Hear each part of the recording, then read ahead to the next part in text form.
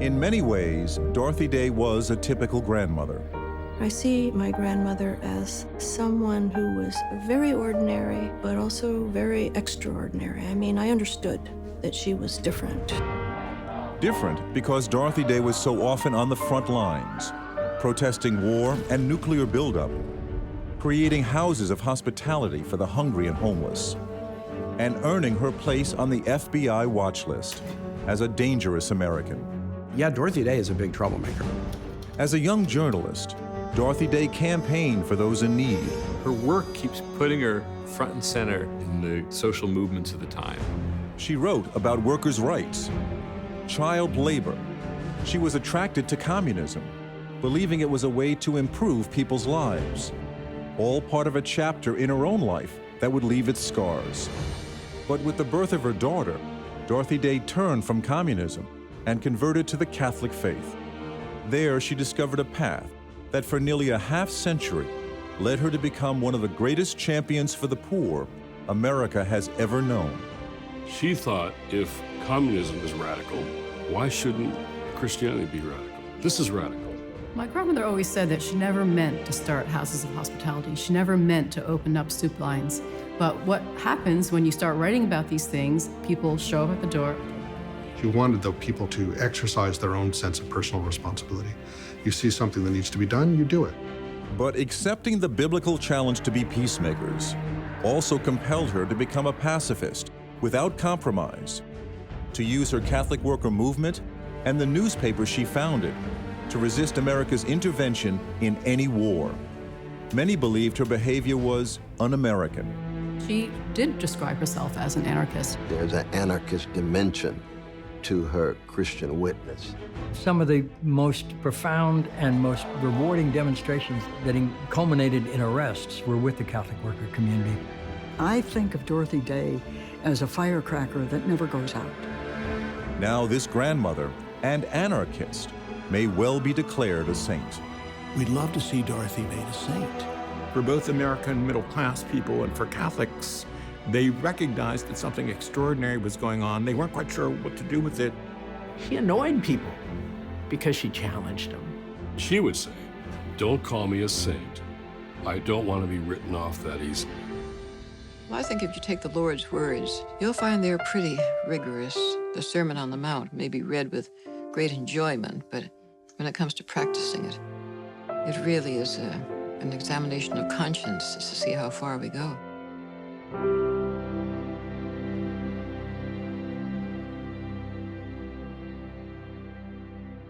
Major funding for this program was made possible by Lilly Endowment. Additional funding provided by the Catholic Communication Campaign through the MPT Foundation and the following: Mary Catherine Bunting, Santa Maria Foundation, the Franciscan Friars, Province of St. John the Baptist, the Bunting Family Foundation, and Skip and Fran Minikowski.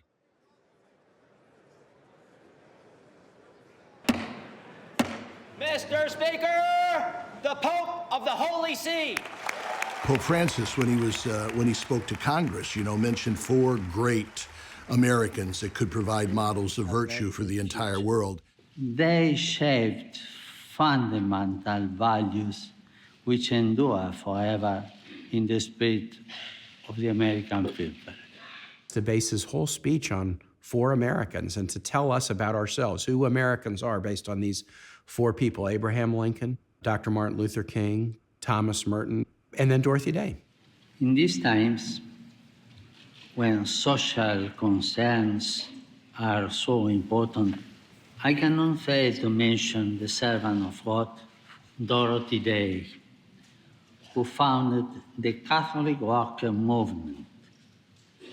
Her social activism, her passion for justice and for the cause of the oppressed were inspired by the gospel, her faith, and the example of the saints. And I did have a lot of my colleagues around me saying, Dorothy Day, who's Dorothy Day? But also each of the people that he held up, had their flaws. But imperfect people can really be saintly. Imperfect people can be patriots. It found a way of relating it not just to the religious culture of America, but to our kind of civil history, principles of freedom and inequality, of immigrants and concern for the poor. A nation can be considered great when it strives for justice and the cause of the oppressed, as Dorothy Day did.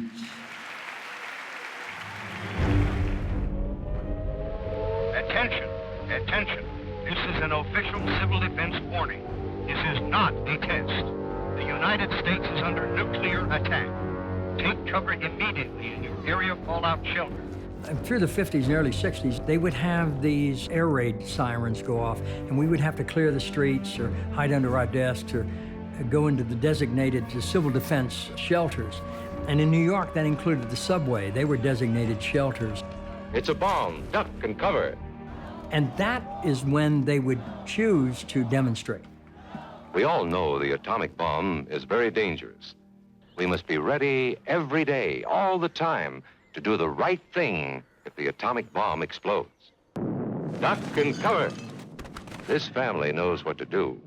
There's no way on earth, if New York City had ever suffered a direct hit of a nuclear weapon, there's no way on earth that anybody would have survived in or out of those air raid shelters. What these air raid drills were doing was actually anesthetizing people to the true horror of what's happening here. She wanted to point out how ludicrous all of this was and saying, first of all, as an American citizen, I have a duty and right to be civilly disobedient, and she always did it respectfully. She would call the police and say, we're going to be in Union Square Park, or we're going to be in this park, so you can come and arrest us, you know. At a time of the great communist scare, when Catholics in particular wanted to be seen as patriotic anti-communists, Dorothy Day's Catholic worker movement created acts of public disobedience. Over decades, the Catholic worker movement had evolved from direct care for the poor to public protest on a host of issues. Certainly in the 1950s, when she was going to jail protesting the civil defense drills, the number of Catholics in America who really believed that civil defense and preparing for nuclear war was a crime against God and humanity, they could pretty much fit in this one police wagon, you know. No bishops supported her at the time. It was just kind of shocking and embarrassing. But there was always an allowance for the idea, well, Dorothy is this outlier. She's kind of a holy fool. Each year, the Catholic workers protested the drills. Each year, their numbers grew. And each year, they were arrested. Until finally in 1961, the drills ended. But her Catholic worker newspaper soon turned its attention to the war in Vietnam. It became a leading voice of opposition, attracting such Catholic progressives as Daniel and Phil Berrigan and Trappist monk Thomas Merton. Each viewed Dorothy Day not only as a companion, but a mentor. She was very influential, very powerful, and as a woman, in all that patriarchy, that's it even more. She was really respected because she was so smart and so committed and such a good strategist. And she developed an authority that was unique. And she kept doing this and speaking, and the Catholic worker was this really powerful voice all around the Catholic Church and outside of it. She had real authority. Daniel Berrigan, Philip Berrigan, who were the celebrities during some of that time, Time magazine cover, they had real authority. Dorothy had more authority than anybody else. The very first demonstration against the Vietnam War was organized out of the Catholic worker in 1963. The very first draft card burner who was arrested after it became illegal was from the Catholic worker. Robert Ellsberg, son of Daniel Ellsberg of Pentagon Papers fame, left Harvard University to join the Catholic worker. Being fresh out of school, the only kind of question that occurred to me was, how do you reconcile Catholicism and anarchism? And she just kind of looked at me and said, well, it's never been a problem for me. She was an anarchist. She said so. She wrote extensively about anarchism. Her form of anarchism took the form of a radical suspicion of institutions and the laws and arrangements around them. But it wasn't a formula for chaos. She wasn't an anarchist in the sense that she believed the too much of our obligations toward other people, toward one another, was being taken over by the state. And she was deeply distrustful and suspicious of what kind of world that was going to create. J. Edgar Hoover and the FBI become highly suspicious of Day's activities. They are convinced she's being used by communist groups. There was one point where J. Edgar Hoover described her as a very erratic and irresponsible person who has a very belligerent attitude toward the FBI and uses every opportunity to castigate the Bureau. And he began saying that she's a very dangerous radical and put her on this kind of list of subversives who should be detained in the event of a national emergency. And I read that to her, and she was laughing, and she said, "He makes me sound like a mean old woman." It's a time when Dorothy Day is becoming one of the most important Catholic figures in America. The homes she co-founded, Catholic worker houses of hospitality for the poor and destitute, had grown from a single house in New York City to dozens around the country. And they're growing for a reason. With a poor little woman who was covered with lice from head to foot from sleeping out in filth and broken down buildings, and came and brought her to us, the police, the Brooklyn police. This is how extreme we can get. This happens over and over again in the history of the Catholic worker. I don't know how over the years you can accumulate such a tremendous saga of rescue. But when the city of New York, the greatest, richest city in the world, goes ahead and has to bring in this woman from the streets. The day would begin with the soup line, early in the morning with somebody who is in charge of putting beans into the water and boiling them for soup. And then at a certain point, people would begin lining up outside the door, and we would say, "You can't come in if you were stumbling drunk or something." I didn't have a clue of who they were or what they did besides serve the poor a hot meal. So I got on this line and I worked my way upstairs and got this wonderful hot meal. And I became enamored of the place, and I came back for months and months. She had a profound effect on my faith, particularly in that time period when I was going to the worker for food. She didn't want people serving the poor as if they're doing them a favor. On the contrary, everybody was treated with the utmost respect. The goal of the worker was not to fix all these people. It was not a social agency. And some people could say, well, you're not really helping them. This person really needs to be on medication or something like that. Well, after a while there, you didn't even kind of raise those kind of questions. You just accepted people sort of as they were and made room for them as long as there was a modicum of peace. There are stories of Catholic worker volunteers being hurt in food lines with people who are mentally ill. That's true. So you got to be careful, and it was tough, and it was sometimes dangerous. It was certainly unpredictable. You never knew what would happen if you went to the Catholic worker. Someone had said to her, "Why shouldn't people get what they deserve?" A way of saying that alcoholics and bums shouldn't get handouts from people. And she said, "God save us if we got what we deserved." Many come to us in their hungers, which bread alone, or even the best meal, does not satisfy. What they come to us for is human warmth.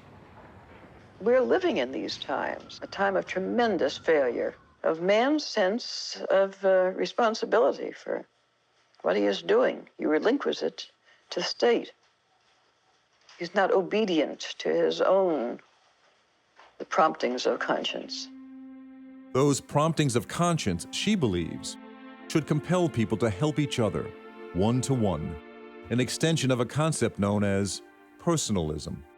This idea that every Christian has a personal responsibility to get involved in taking care of our brothers and sisters. When someone comes to us and asks for help, we can't say, well, the state office is down the street, or here, I can give you these coupons, but I can send you to the right office. So that's the wrong response. The response we're called on is that we ourselves have to do something for that person. The profound theological truth she saw was that we should do something for the other because that changes us. It doesn't just change the other person. We are changed. For Dorothy Day, the notion of personal responsibility is directly tied to her understanding of the Catholic faith a faith she converted to in her 20s. She was a conservative Catholic, meaning the liturgy was important to her. She wasn't, as people might think, a religious leftist. So Dorothy, on theological matters, ecclesial matters, biblical matters, was actually quite conservative. And she was radical in her social, economic, political views because of her conservative faith. Part of Dorothy Day's attraction to the Catholic faith emerges out of her study of the saints. One in particular is Benedict, the 5th century monastic who fostered the idea of hospitality to the stranger. Treating the other as Christ. Everybody who comes in the door is a Christ figure. And that whole notion of hospitality, that you are at the ready to take people into your own life, whatever that might mean. It says we have $10 and it costs us each 50 cents to eat today. So bring in 20 people and we'll all eat today. But Dorothy Day takes it one step further. Not only would she and her Catholic workers receive the poor, they would accept voluntary poverty for themselves, become poor like those they serve, and live with those they serve. She came to visit our community, the Sisters of Social Service, and we were unusual in the 50s and 60s because we lived in a house together and we all went out and worked individually. We'd get in our cars in the morning and go out to work, and then we'd come home in the evening. Well, she was visiting with us, and we thought we were kind of cool because we were kind of avant-garde and pushing the limits. And one night at dinner, she said, "Why don't you stay with the people you serve? Isn't that where you belong?" And it became like this shock. Our guest, who we were revering, criticizing us. So she agitated every place. Even if she was a guest, she didn't feel like she had to behave. On occasion, because of her uncompromising positions, especially around total pacifism and defending workers' rights, she spars with her own Archbishop of New York, Cardinal Francis Spellman, but never to the point of being disobedient. I mean, at one point, Cardinal Spellman wants her to not use the name Catholic in her newspaper, The Catholic Worker. And she commented something to the effect of, "Yes, I will shut down and I will give him the 500 people that I am currently taking care of." She was witnessing to the church itself. You taught us this, we're doing it. Now don't tell us we're not Catholic. So despite threats from the U.S. government, the concerns of her own church, and the daily challenges at the Catholic Worker to survive one meal to the next, the Catholic Worker keeps going.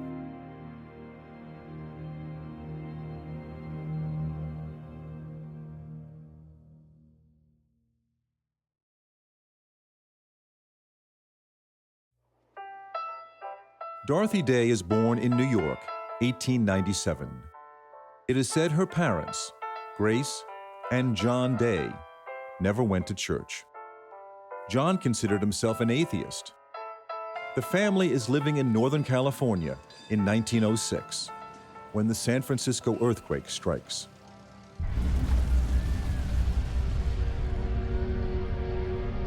My grandmother was 9 years old when the earthquake happened. She saw how people came together to help each other. San Francisco was devastated, absolutely devastated, and everyone just did what they could to help each other. And I think that made a huge impact on her. She thought, why can't we be that way all the time? The earthquake closes the newspaper where John Day is a journalist, mostly covering the world of horse racing. He lived his life on the racetracks, and the family's fortunes came and went based on his gambling. The Day family soon moves to Chicago. There, a young Dorothy is developing a love for reading. Upton Sinclair's recent sensation, The Jungle, exposes the life of workers in the Chicago stockyards. As a child, she was living near the back of the yards of Chicago and reading Upton Sinclair, describing the conditions, the work conditions for the workers. I think all of these things, hit her directly in the heart. She was very moved by the way a book could open your eyes to social reality. You might live in a different way because of being exposed to a kind of world of suffering. And on her own, Dorothy is exploring the world of the sacred. I loved the Psalms and learned many of them by heart, and the anthems filled me with joy.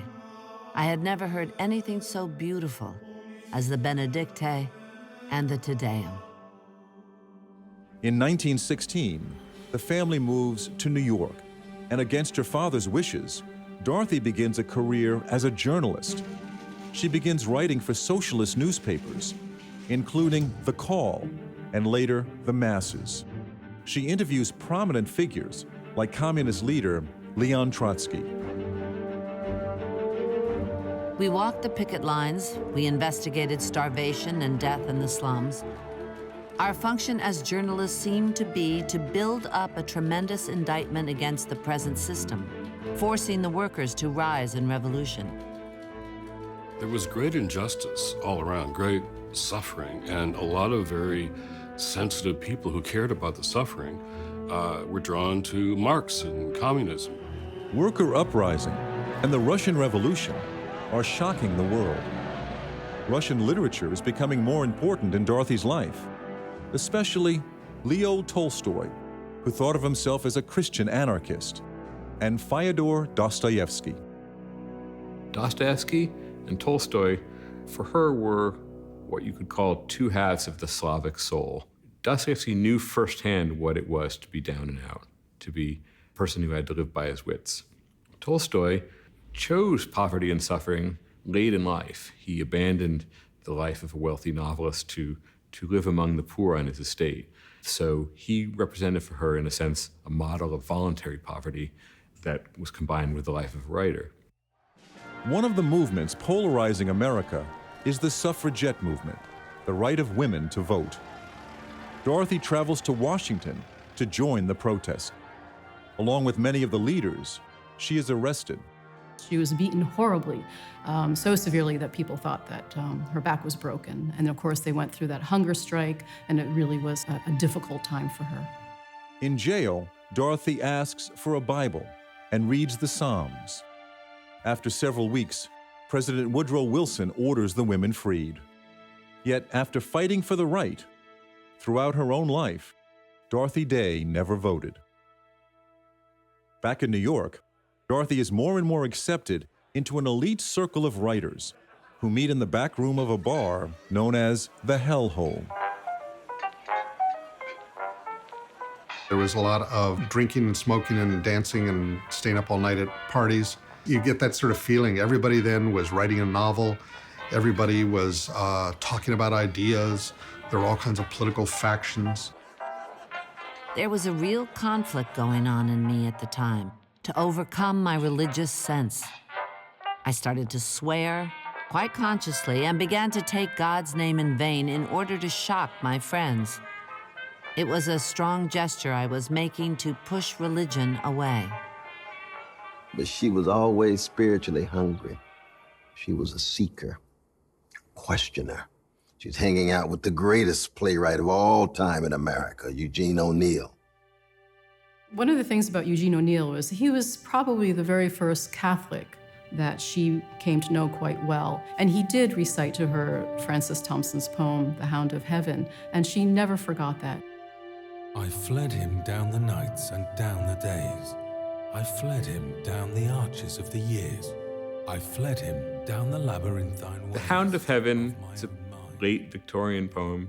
The idea, which became crucial to Dorothy Day's subsequent sense of how God works, was that you could run away from God, but God would be on your heels like a hound, coming after you. She describes, even in her kind of wandering and restless years when she was hanging out with Eugene O'Neill, that she would sometimes, leave this all-night, saloon or something, and then duck into early morning mass, where working people would, go to mass on their way to work. And she said, there was the atmosphere of prayer and kind of silence and quiet, but there was something there that these people who had, difficult and struggling kind of lives, yet had access to some kind of foundation or moral center that gave some kind of deeper transcendent meaning to their existence. And I think that she felt a longing for that. But this is also a period when Dorothy Day's hunger for love leads to heartbreak. She meets another journalist. They begin a relationship, and she becomes pregnant. He convinces her to have a crude abortion and then leaves her. Dorothy will later attempt suicide twice. On the rebound, she marries a wealthy Boston man, but that too ends abruptly, with her leaving him. With earnings from her work as a writer, Dorothy is able to purchase a small cottage on the coast of Staten Island, New York. She reconnects with a man from her theater circle and falls deeply in love. His name is Foster Bartram. He was a trained biologist, so he really saw nature in a very detailed way, and he could name everything. Yes, he viewed it from the point of view of a scientist, and she would go one step further about, well, isn't this wonderful? Isn't this a sign of something deeper? I've always felt that it was life with him that brought me natural happiness, that brought me to God. His ardent love of creation brought me to the creator of all things. But it was impossible to talk to him about religion or faith. A wall immediately separated us. And then a surprise. Dorothy is pregnant. It's very painful, the abortion early in life, wondering whether she can ever have another child. Then finally, here comes precious Tamar. Tamar Teresa is born in 1926. Tamar, Hebrew for palm tree. Foster did not believe in bringing children into such a world as we lived in. He was still obsessed by the war, and his fear of responsibility, his extreme individualism, made him feel that he, of all men, should not be a father. It's also a time when Dorothy is reading the early 15th century classic, Imitation of Christ, by Thomas à Kempis, and praying the Rosary. She now insists Tamar be baptized into the Catholic faith. I mean, who else but my grandmother would decide to have a child baptized in a religion that neither parent belonged to? She does do it. And not long after, Dorothy herself accepts the Catholic faith. And I must say that I first became a Catholic because I felt that the Catholic Church was the church of the poor, and I still think it's the church of the poor. I think it's the church of all the immigrant populations that came over or were brought over. I don't think decisions have anything to do with it. I think it is all about coming to know that this out here is not the fullness of yourself and does not satisfy. But somehow or other, there's something going on in here, and that's what you have to be true to. A lot of people ask, why a Catholic? Her father said, the Catholic Church is the church of Irish cops and washerwomen.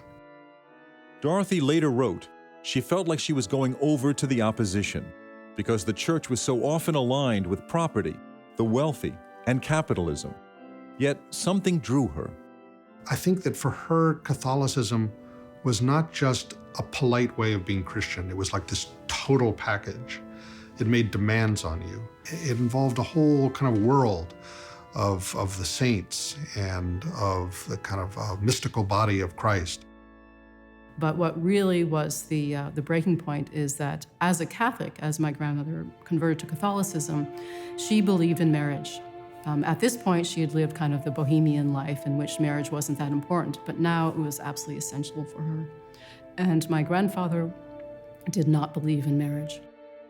Over the next year, Dorothy's work has her traveling well beyond New York. But Foster is never far from her mind. I feel that Tamar and I belong to you, and when I'm with you in that way, it leaves me with a feeling of our close presence in my heart for weeks afterwards. Aren't we ever going to be together again?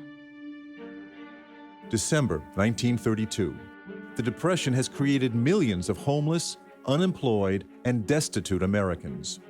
The communists organize a massive march on Washington, D.C. Dorothy Day is there. Her work keeps putting her front and center in the social movements of the time. She sees people agitating for better lives firsthand, and she feels something other than the detachment that we associate with the journalist. She feels very passionate about what they're doing and wants to be part of it. Dorothy is standing there witnessing the ragtag protesters going by with the support of the communists, and she's wondering, where is the Catholic Church? She's now 5 years into her conversion. She's trying to understand what her role is, the combination of her journalistic talent and her faith. And it's there that she realizes that the church is missing in action. December 8th, for Catholics, the Feast of Mary's Immaculate Conception. Dorothy leaves the march and goes to the crypt church of the Basilica of the Shrine of the Immaculate Conception. So Dorothy Day felt, when she became a Catholic, that she was going to have to leave behind the progressive social movements that she'd been involved in. You know, she's really praying for her vocation. What was this all for? This big sacrifice of becoming a Catholic and leaving the man she loves. What was she being called to do? What was the purpose of all of this? She said a prayer. She lit a candle and said a prayer that God would show her the way. And 2 days later, she came back to New York, and Peter Maurin was literally on her doorstep. And she always said, "This is God's answer to my prayer."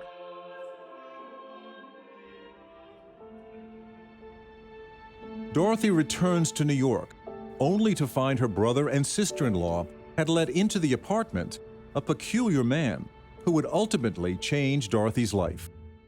Peter Maurin is 55. He comes from a family of 23 children in southern France, where his family farmed the same land for centuries.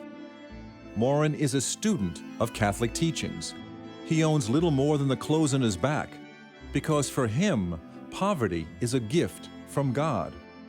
He has a deep devotion to the saints and wants to share with Dorothy his sweeping plan for social change. He would literally follow her around the apartment, lecturing at her. So sometimes for hours at a time, she'd be scrubbing or cooking or washing the dishes, and Peter Maurin would be behind her, sort of telling her what the personalist philosophy was and how this was important for them right there. And I think after a while, she got it. And he was in love with justice and the price that one had to pay. It was he that saw something in her that he knew would have a profound effect on the Catholic Church. Peter made you feel a sense of mission as soon as you met him. He always reminded me that we are our brother's keeper, that we must have a sense of personal responsibility to take care of our neighbor at a personal sacrifice.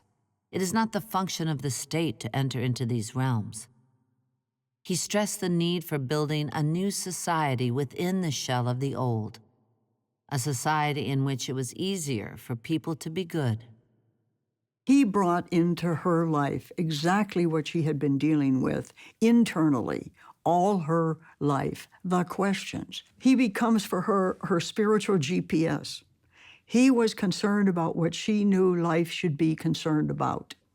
So here she was trying to figure out how to combine this newfound faith with her old thirst for social justice. And when she started to listen, she realized that he was bringing her the church's teachings on social justice. She had not heard anything about this. No one had mentioned this to her.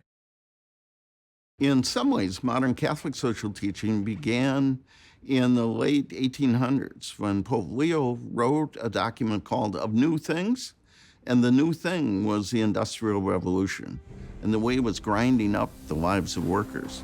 And so he insisted that workers have particular dignity and therefore they have particular rights to decent wages, to decent working conditions, to have a voice in the workplace, to have a union, even to strike. And so the church therefore comes forward in part as a response to communism or socialism or the evils of unfettered capitalism and says, let's put the person first. In a certain sense, they were saying the economy exists for the person, not the other way around. One of the first proposals Maurin offers is to start a newspaper. I think it's the ambition of everybody who's been in journalism to have their own paper. To start a paper, but I was very dubious about the funds. But he said in the Catholic Church, funds were never necessary. You just needed to start. The paper will be called The Catholic Worker, and it will forever sell for a penny a copy. It launches in Union Square, New York, May 1st, 1933. May Day is the big celebration on May the 1st of communism and of the workers of the world uniting and throwing off their chains. So it was by no means an accident that she and Peter Martin decided the first appearance of the Catholic Worker occurs on May Day in Union Square. In the first issue of the paper, we dealt with Negro labor, exploited as cheap labor by the War Department. We wrote of women and children in industry and the spread of unemployment. The next issues carried stories of textile strikes, farmers' strikes in the Midwest, child labor, and combating anti-Semitism. And it was really important for her to say to people, to say to other Catholics, the church does have a program for social justice. You had a large number of working class people who were already Catholic. Secondly, you had Catholic leaders and hierarchs who were determined not to lose those people to socialism or communism. I was reading The Catholic Worker myself at the age of 15. These Benedictine sisters were alive with this in Erie, Pennsylvania, in this little semi-cloistered monastery. I don't think we knew what it was, but I'll tell you, it was some sort of injection of the soul, and it stuck. The first print run was 2,500 copies, and it really took off almost immediately. But certainly within 3 years, the print run was up to 150,000. And soon, the inevitable happens. One day, writing about hospitality in the paper, and this girl came in, it was during the Depression, and she had nothing but a shopping bag with clothes in it. And she came in and she said, I understand you have a house of hospitality. And I said, no, we've been writing about it. And she said, well, why do you write about it if you don't have one? We went right out, we went down the street, we rented a 7-room apartment. We had our first house of hospitality. So it starts as a newspaper, now is expanding into Catholic worker houses of hospitality. We're talking about the high point of the Depression. So she had no trouble getting clients. She had no trouble getting people in. They just needed a place to sleep. They needed a meal. They needed some company. They needed a word of encouragement. Now, the idea was not that the Catholic worker was the solution to the Depression, but the idea that through these symbolic kind of gestures, it was a call and appeal to other people, for everybody to kind of accept their personal responsibility. If your brother is hungry, you feed him. You don't meet him at the door and say, go be thou filled, or wait for a few weeks and you'll get a welfare check. You sit him down and feed him. And so that's how the soup kitchen started. Many of those coming to the Catholic worker for help are recent immigrants. I think that there was something about the situation of the immigrant that really spoke to her, that this sense of being taken from one's home and coming into a new country, for some reason really did speak to her heart. But she always said that when people came to the door, when people came in such need, to her, that was the way that she most easily saw the face of God. And in the midst of it all is Dorothy's daughter, Tamar. My mother was 7 when the Catholic worker started, but I always like to refer to my mother as the very first Catholic worker. I mean, she understood it. She did not miss a beat. I mean, of course, there were very difficult times. They both sacrificed a lot. And one of those sacrifices is that my grandmother started to speak publicly a lot about what was happening with the Catholic worker movement. And that separation was very difficult for both of them. As the movement expands, another Peter Morin idea is launched. The worker begins farming projects, where food needed for the city homes can be grown, and scholars can get their hands dirty. Morin calls the farms agronomic universities. Here's Peter, a peasant of the land. His family has occupied the same farm for 1,000 years. And so he has this combination of deep rootedness in the land the dignity of work, the immense dignity of man being close to the soil and providing for his family. They really believed in self-sufficiency, which meant that you would grow your own food, and if you couldn't grow your own food in the city, well, then you had to have a farm upstate. But I think that no one at the Worker really understood what it took to run something as complicated as a farm. So how you're going to have the time to talk about papal social encyclicals when you're worried about harvesting the corn, I never understood. I never got a sense from reading anything by either Day or Marin that they had a clue how difficult that was going to be.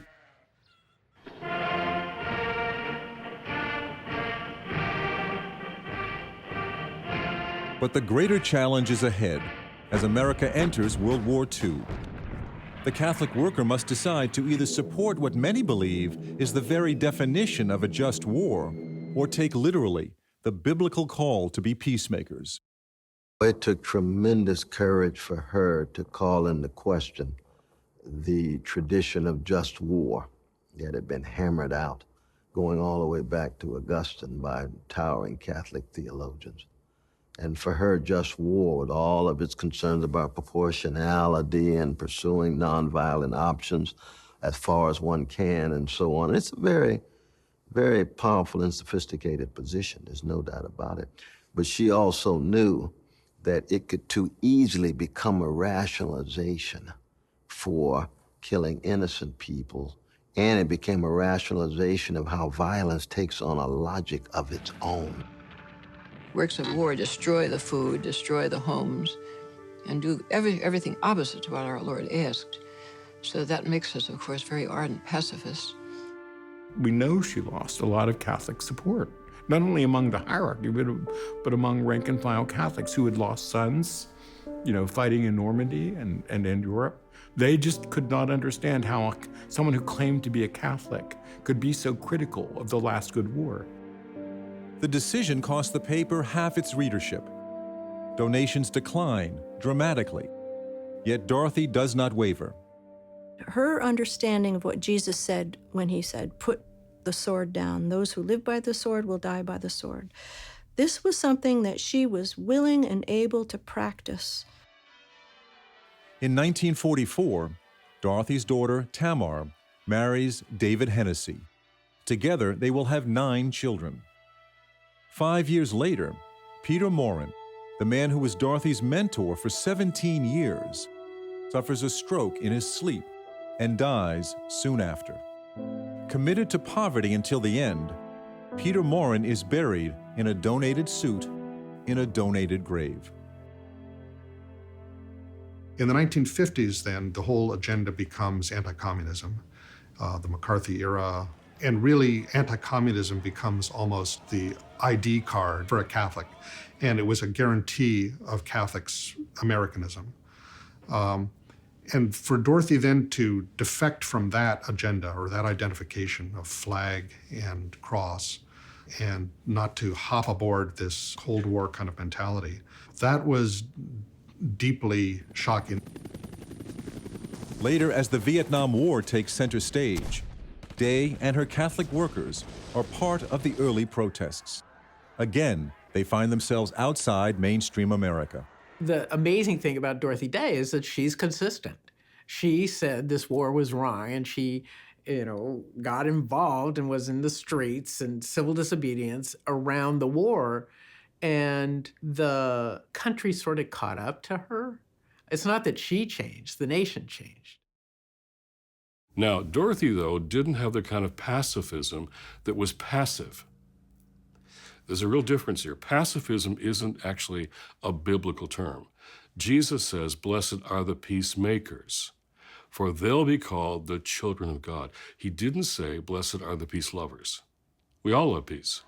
There is a tremendous growth in the peace movement, certainly in this country, and the constant emphasis on the need for voluntary poverty and the works of mercy as a basis of the peace movement. And these things are taking hold, you might say, all through the young. I mean, the desire is there to grow spiritually and to see how much they can do without, to see how much they can go ahead to change the system by each one playing his part in this way, a great sense of personal responsibility. For Dorothy Day, years of caring for the needs of the poor and organizing public resistance to the nation's war efforts are taking a toll. Well, I think anybody who embarks on a prophetic witness that comes to terms with the overwhelming darkness and grimness of the world, the overwhelming hurt and suffering in the world, needs some source of spiritual sustenance. And she was able to find it in daily meditation and the Eucharist. I mean, we cannot downplay the degree to which, for her, when she is partaking of the body and blood of Jesus, she is tied to the memory of the blood of those made in the image of God, especially the weak and the vulnerable. And so there is a political dimension to this profoundly liturgical act. She believed that it took a person 3 hours a day to keep their spiritual life going. Prayer had a very wide notion. I mean, it was, formal prayer and reading scripture, but it was also reading a wide variety of things. It was listening to music. It was writing. She viewed writing as a form of prayer. In the 1960s, the Catholic worker manages to buy an old mansion and land on the Hudson River north of New York City. It's called Tivoli Farm. And to my grandmother, this was such a moment of hope. She said, we'll have a Catholic worker school, we'll have a place where we can have conferences, peace conferences. There were Friday night meetings when all kinds of writers or intellectuals or activists would come and give a presentation. You have to have a sense of humor when you've got 9 grandkids running wild. I mean, her willingness to be in the midst of chaos and very gently enjoying it. My grandmother has been accused of being an indifferent and neglectful mother, and that is just not what my mother experienced. It really is not. Dorothy was heroic in terms of her family obligations. It was really quite extraordinary how much she was involved. When she had all these idealistic kids in the 1960s to come into work for her, she was thrilled, but they were all into the free love movement and everything, and that just drove her crazy. She'd had her own sort of wild childhood, but man, she did not like kids who were just kind of, casual about sexual mores at the time. The 60s and 70s were very difficult for my grandmother. She says, I've done all the things that the young people are doing today except for drugs.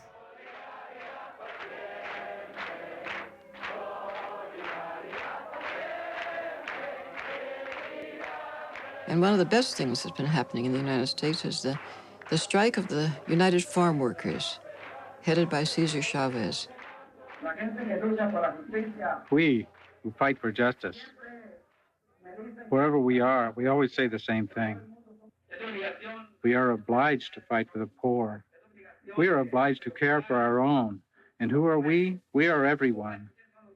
Everyone who stoops, everyone who is poor, everyone who is exploited. And they have successfully, for the first time, organized farm workers, not only in California and Arizona, but also in Florida. You might say that there is such an upsurge of inspiration coming from such a group as that. And so they're bringing to it a very, very deep thinking. And they're thinking in terms of an entirely new social order. Now in her 70s, Dorothy Day travels to California in support of Cesar Chavez and the striking farm workers. There she is arrested for the 8th and last time. You did these things because they were the right thing to do. You had to draw attention to the injustices of the poor. Farm workers were the most marginalized people at that time and were given very little in wages. They were given terrible working conditions. They were not allowed in the heat of the summer to even take breaks. It was excruciating work. One of the most iconic photographs in American religious art is her sitting there, looking something like a bag lady, but a very prophetic bag lady, lecturing these policemen with guns. It was almost easier to stand before a judge and go to jail on other occasions.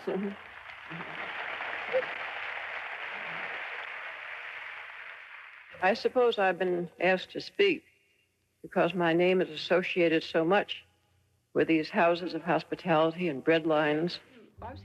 Dorothy Day believes in paying local taxes for all the local services the community enjoys. But because of her deep suspicions about how federal monies could support war efforts, she refuses to pay federal taxes. They figured that she owed $300,000 in back taxes or something like that. And she said, oh, here's a solution. Why don't you just figure out how much you think I owe and you tell me, and I just won't pay it.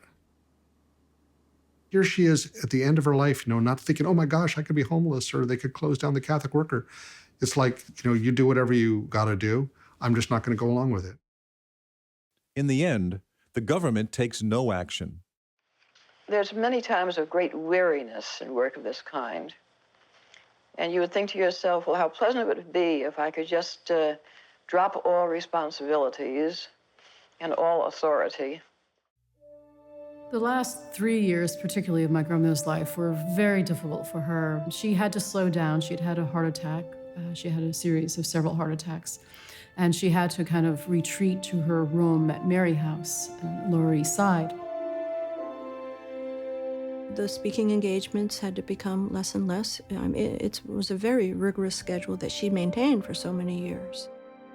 And so she was coming to a place of letting go. And for a woman of such power and such strength to, have to submit to that aging process, it broke my heart to see that happening. Over the years, Dorothy stays in touch with Foster, the father of Tamar. And the last years are special too for Dorothy and a daughter whose life has known poverty all too well. So that was, a very, very painful thing for me to witness my mother letting go of her mother. Tamar and Dorothy both sacrificed for this work. I think that we are very happy people. You can have a family of poverty-stricken people around you, and there still is joy. There is the joy of companionship and the joy of children. There's a great deal of natural joy, and then there's the feeling that you are doing what you're called to do, that your vocation is being fulfilled. She was talking about reading books and the life of the mind, the life of the spirit. She realized that for someone who is alive to those kind of realities, growing old, approaching death has no fear. And there's that kind of youthfulness that she carried right up until the very end. Dorothy Day dies November 29th, 1980, at the age of 83. What I remember most about the funeral is how different the people were in the audience. I mean, you have all kinds of people who are poor, just streamed in, and they just thought she belonged to them. It was just a typical Catholic worker thing. There were people who were drunk and fighting and getting into fist fights and stuff. There were other people coming and kissing her coffin. And yet, you looked around, there were bishops there. There were a lot of people there who had been touched by Dorothy Day, many of whom had very influential voices in church and journalism, in politics, and she had impacted so many people.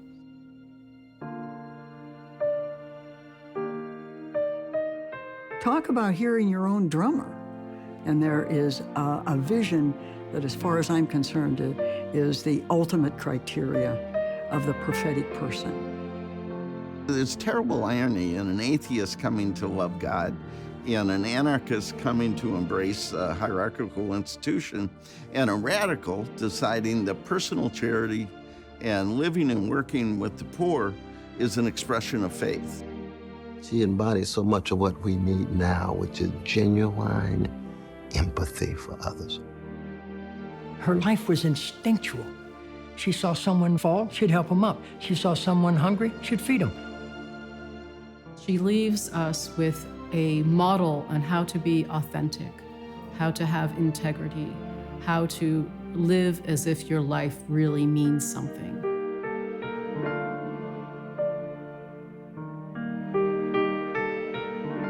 And she would say, "Don't call me a saint.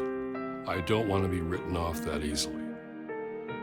It was all there from the moment she decided to say yes to God. It was all on this trajectory. I'm going to go all the way. I'm going to take this crazy message of Jesus all the way. I believe in miracles, of course. I believe that perhaps someday there may be mutinies large enough to bring an end to war. Who knows what will happen?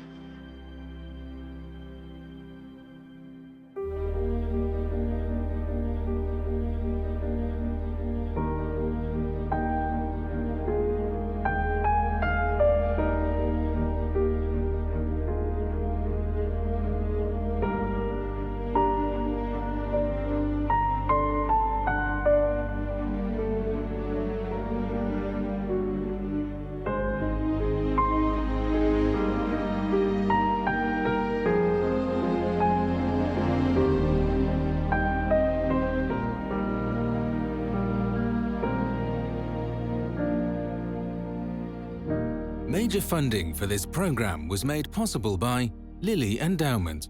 Additional funding provided by the Catholic Communication Campaign through the MPT Foundation and the following: Mary Catherine Bunting, Santa Maria Foundation, the Franciscan Friars, Province of St. John the Baptist, the Bunting Family Foundation, and Skip and Fran Minikowski.